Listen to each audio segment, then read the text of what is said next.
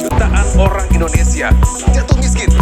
Kemiskinan menyisakan persoalan ketimpangan. Kini Indonesia menempati peringkat keempat di dunia dalam hal ketimpangan ekonomi. Menunjukkan ketimpangan ekonomi atau rasio Gini di Jakarta. Tunjangan dan ketimpangan yang terjadi di Indonesia. Mana perekonomian masih terpusat di Jawa. Indonesia belum berhasil memenuhi sila kelima Pancasila yaitu keadilan sosial bagi seluruh rakyat Indonesia.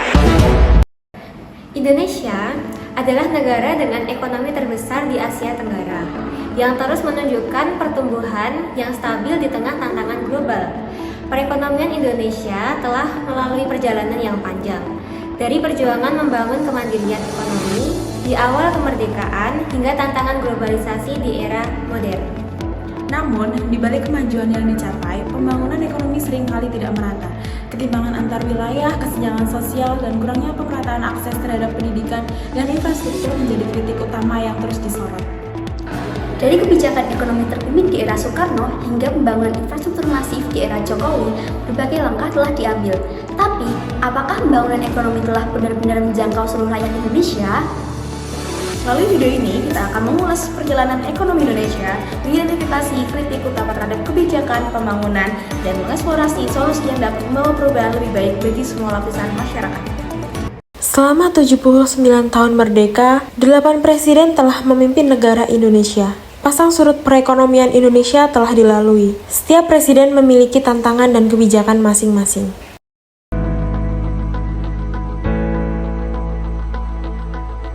Yang pertama adalah pada era Presiden Soekarno.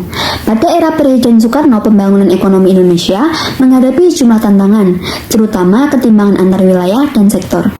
Ketergantungan pada ekspor hasil pertanian dan sumber daya alam membuat ekonomi rentan terhadap fluktuasi harga komoditas yang memperburuk ketimpangan antara wilayah yang kaya sumber daya alam dan yang tidak mempunyai sumber daya alam. Pembangunan juga terpusat di Pulau Jawa, terutama di Jakarta, sementara di daerah luar Jawa seperti Indonesia Timur masih tertinggal. Proyek infrastruktur di luar Jawa meskipun ada, namun tidak sebanding dengan pembangunan Jawa. Hal ini memperparah ketimpangan infrastruktur yang ada di Indonesia. Selain itu, sistem pemerintahan terpusat dan birokrasi yang kaku menghambat efisiensi dan distribusi sumber daya, yang menyebabkan banyak proyek pembangunan tertunda atau tidak optimal.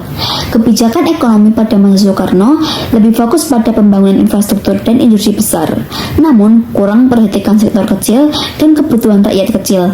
Akibatnya terjadi ketimpangan dalam distribusi kekayaan dan kesenjangan sosial yang semakin tajam. Pembangunan ekonomi yang tidak merata pada era Soekarno memberikan pelajaran yang penting bagi Indonesia. Kebijakan ke depan diharapkan dapat lebih inklusif dengan mengutamakan pemerataan antar wilayah, penguatan ekonomi lokal, dan kesejahteraan masyarakat melalui desentralisasi, diversifikasi ekonomi, serta peningkatan infrastruktur dan pendidikan. Indonesia diharapkan bisa menciptakan fondasi ekonomi yang lebih merata dan kuat, sehingga seluruh rakyat Indonesia dapat merasakan manfaatnya. Selanjutnya pada era Presiden Soeharto. Meski Indonesia mengalami kemajuan pesat dalam pembangunan ekonomi, kesetaraan ekonomi di berbagai wilayah masih menjadi tantangan besar. Fokus pembangunan di sektor infrastruktur dan industri seperti pembangunan jalan raya, jembatan, dan pabrik memberikan kemajuan signifikan. Namun, manfaatnya belum merata, terutama di luar Pulau Jawa. Pembangunan di masa Orde Baru lebih terpusat di Jawa, yang memperburuk ketimpangan antara Jawa dan wilayah lainnya. Selain itu, proyek besar sering menyebabkan dampak sosial negatif, seperti penggusuran tanpa kompensasi yang layak dan kurangnya partisipasi masyarakat dalam perencanaan pembangunan yang menimbulkan ketidakpuasan di kalangan masyarakat lokal. Untuk membiayai pembangunan, pemerintah Soeharto banyak bergantung pada utang luar negeri yang menyebabkan masalah jangka panjang akibat meningkatnya beban utang. Selain itu, keterlibatan pengusaha besar yang dekat dengan pemerintah semakin memperparah ketimpangan ekonomi. Meski berhasil mendorong pertumbuhan ekonomi, era Soeharto menunjukkan pentingnya memperbaiki distribusi pembangunan, memberi perhatian lebih pada kesejahteraan masyarakat lokal, dan mengelola utang secara hati-hati untuk memastikan keberlanjutan finansial. Langkah yang bisa diambil untuk kedepannya adalah memperbaiki distribusi pembangunan agar lebih merata, memberi perhatian lebih pada sektor-sektor yang melibatkan masyarakat lokal, dan memastikan keberlanjutan finansial dengan pengelolaan hutang dengan lebih hati-hati. Yang ketiga adalah pada era Presiden B.J. Habibie. Pada era Presiden B.J. Habibie, kondisi perekonomian Indonesia fokus pada pemulihan ekonomi pasca krisis moneter 1997 hingga 1998. Namun, pembangunan ekonomi masih terpusat di wilayah perkotaan, terutama di Jawa. Di daerah pedesaan dan di luar Jawa kurang mendapatkan perhatian dalam infrastruktur dan fasilitas ekonomi. Pada era ini juga, Indonesia melakukan kerjasama dengan IMF untuk menstabilkan ekonomi dan membatasi dukungan pada sektor lokal, terutama UMKM. Meskipun otonomi daerah dimulai, implementasinya belum signifikan, dengan infrastruktur di luar Jawa tetap terbatas. Kesejahteraan lebih terasa di perkotaan, sementara masyarakat miskin di pedesaan masih kesulitan untuk mengakses ekonomi dan layanan dasar. Yang menjadi kritik pada era ini adalah, era ini hanya fokus pada stabilisasi ekonomi makro dan wilayah perkotaan, tanpa mengatasi ketimbangan antar wilayah. Nah, untuk mengatasi masalah tersebut, maka diperlukan pembangunan yang inklusif, pemberdayaan ekonomi lokal, dan peningkatan kualitas SDM. Selanjutnya yaitu terdapat pemerintahan Abdurrahman Wahid atau pemerintahan Gus Dur. Pada pemerintahan Gus Dur ini terjadi pada tahun 1999 sampai 2001.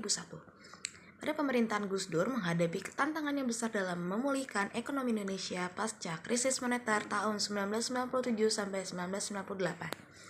Tantangan tersebut meliputi utang luar negeri yang besar, infrastruktur yang rusak, dan kemiskinan yang tinggi. Selain itu, kebijakan desentralisasi fiskal yang diterapkan bertujuan untuk meningkatkan efisiensi dan pemerataan, tetapi justru memperlebar kesenjangan karena kemampuan daerah yang bervariasi dalam mengelola sumber daya. Globalisasi dan struktur ekonomi yang bergantung pada komunitas juga memperparah ketidakmerataan tersebut. Kritik terhadap pemerintahan Gus Dur menyoroti kebijakan ekonomi yang dianggap beresiko meningkatkan utang dan memperburuk keuangan daerah. Namun, pendukungnya menekankan upaya untuk menciptakan pertumbuhan inklusif melalui program-program seperti pengembangan kecamatan dan kredit usaha mikro. Mereka juga menggarisbawahi fokus Gus Dur pada demokrasi dan HAM sebagai landasan pembangunan ekonomi yang berkelanjutan. Ketidakmerataan ekonomi di era Gus Dur adalah masalah yang kompleks yang dipengaruhi berbagai faktor, seperti konteks historis, kompleksitas, serta keberhasilan yang mungkin kurang terlihat. Selanjutnya, Indonesia juga mengalami ketidakmerataan ekonomi pada era kepemimpinan Megawati. Megawati memimpin Indonesia pada tahun 2001 sampai 2004. Pada pemerintahan ini diwarnai oleh tantangan berat akibat warisan krisis moneter pada tahun 97 sampai 98. Meskipun ada peningkatan pertumbuhan ekonomi, ketidakmerataan pembangunan tetap menjadi isu utama. Faktor-faktor yang berkontribusi pada ketidakmerataan yaitu pertama ada warisan krisis, desentralisasi, struktur ekonomi, dan globalisasi. Pada kebijakan ekonomi Megawati berfokus pada ketidakefektifan dalam mengatasi ketidakmerataan dan kemiskinan. Pendukung Megawati berpendapat bahwa pemerintahannya telah berupaya mendorong pertumbuhan ekonomi yang inklusif melalui program-program seperti pengembangan infrastruktur dan pemberdayaan UMKM. Mereka juga menekankan fokus Megawati pada stabilitas politik dan keamanan. Selanjutnya pada era Presiden Susilo Bambang Yudhoyono, Indonesia mengalami kemajuan dalam pembangunan ekonomi dengan fokus pada pemerataan dan inklusi. Program seperti PNPM dan pembangunan infrastruktur besar seperti jalan tol dan pelabuhan berhasil mendorong pertumbuhan ekonomi. Sektor pertanian dan UMKM juga mendapat perhatian. Namun, pemerataan hasil pembangunan belum sepenuhnya tercapai. Ketimpangan regional tetap menjadi tantangan besar. Pembangunan lebih terpusat di Pulau Jawa dan Sumatera. Sementara wilayah Indonesia Timur seperti Papua dan Nusa Tenggara masih tertinggal dalam infrastruktur, pendidikan, dan kesehatan. Kesenjangan ini memperburuk ketimpangan sosial dan ekonomi. Meski ada program pemberdayaan masyarakat, beberapa proyek infrastruktur besar menimbulkan dampak sosial negatif, seperti penggusuran dan kerusakan lingkungan, serta ketidakpuasan dari masyarakat yang merasa tidak terlibat. Selain itu, pembiayaan proyek pembangunan masih bergantung pada utang luar negeri dan sektor swasta, yang menimbulkan kekhawatiran dan keberlanjutan fiskal.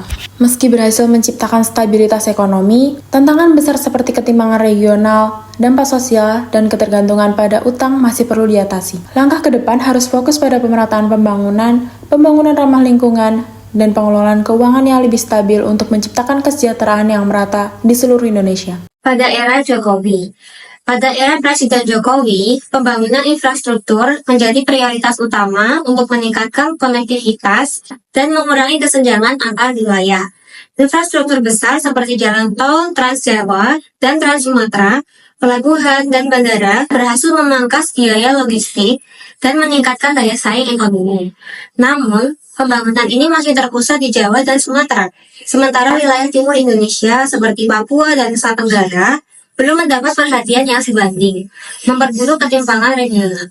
Proyek infrastruktur besar juga menimbulkan dampak sosial, seperti penggusuran tanpa kompensasi yang adil dan kurangnya perlibatan masyarakat lokal dalam proses pembangunan.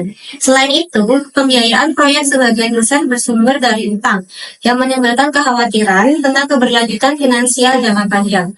Meskipun pembangunan ekonomi era Jokowi patut dihargai, tantangan seperti ketimpangan regional, dampak sosial, dan keberlanjutan utang harus diatasi.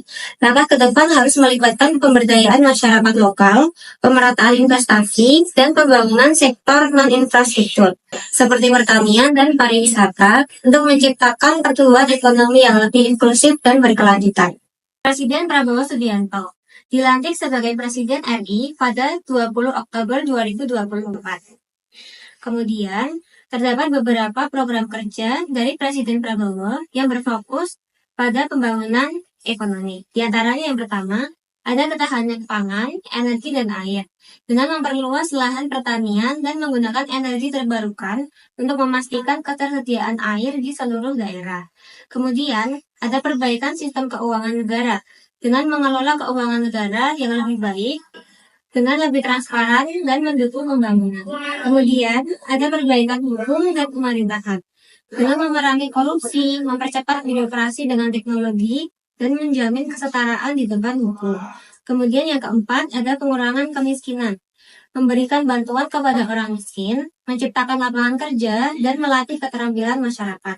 Ada pembangunan ibu kota baru juga yang berfungsi untuk pemerataan pembangunan, serta kesehatan gratis dengan menyediakan layanan kesehatan gratis untuk masyarakat. Akankah kebijakan Prabowo seperti swasembada pangan, pembangunan ibu kota negara, dan penghapusan kemiskinan ekstrim tersebut bisa terrealisasi secara efektif di masa depan?